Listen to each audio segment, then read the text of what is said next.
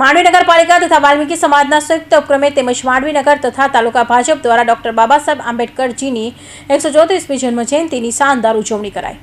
Doctor Babasaheb આંબેડકરની જન્મ જયંતિ નિમિત્તે વાલ્મીકી સમાજના ઈશ્વર સોલંકીના ઘરે શુભેચ્છા મુલાકાત લઈ ડોક્ટર બાબાસાહેબ આંબેડકરજીની તસવીરને પુષ્પાંજલિ અર્પિત કરી સામાજિક સમરસતાનું ઉદાહરણ પૂરું પાડતા મંત્રી કુંવરજી હળપતિ સાહેબ સમગ્ર કાર્યક્રમનું સંચાલિત અખિલ ભારતીય વાલ્મીકી મહાસભાના રાષ્ટ્રીય સંગઠન સચિવ ઈશ્વર સોલંકી દ્વારા કરવામાં આવ્યું હતું। સૌપ્રથમ માંડવી નગરપાલિકા દ્વારા અને વાલ્મીકી મહાસભા સમાજ ઉપક્રમે ડોક્ટર બાબાસાહેબ આંબેડકરની આરતી તથા પુષ્પહાર અર્પણ કર્યા હતા। તેમજ માંડવી નગર તથા તાલુકા ભાજપ દ્વારા ડોક્ટર બાબાસાહેબ આંબેડકરજીના 134મો જન્મ જયંતિ નિમિત્તે સૂતરની આરતી તથા પુષ્પાંજલિ અર્પણ કરી હતી।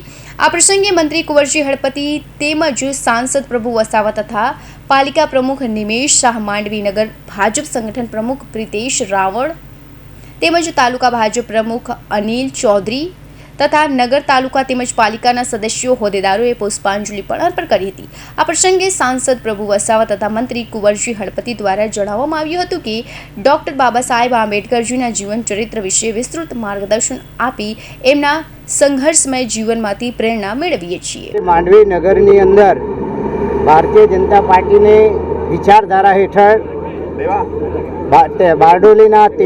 બારડોલીના સંસદ ભાઈ પ્રભુભાઈ વસાવા અને મારા કાર્યકર્તાઓ સાથે ડૉક્ટર બાબાસાહેબ આંબેડકરની 134મી જન્મજયંતિની ઉજવણીના સંદર્ભે મેં અહીંયા બધા ઉપસ્થિત રહ્યા હતા। આ પ્રસંગે દેશના વડાપ્રધાન નરેન્દ્રભાઈ મોદી સાહેબને પણ હું અભિનંદન આપું છું અને આભાર પણ માનું છું। એક દલિત સમાજના વ્યક્તિ ડૉક્ટર બાબાસાહેબ આંબેડકરનું જો કોઈએ સન્માન કર્યું હોય તો તે દેશના વડાપ્રધાન નરેન્દ્રભાઈ મોદી સાહેબે કર્યું છે। ભારત રત્નથી પણ એમને નવાજવામાં આવ્યા।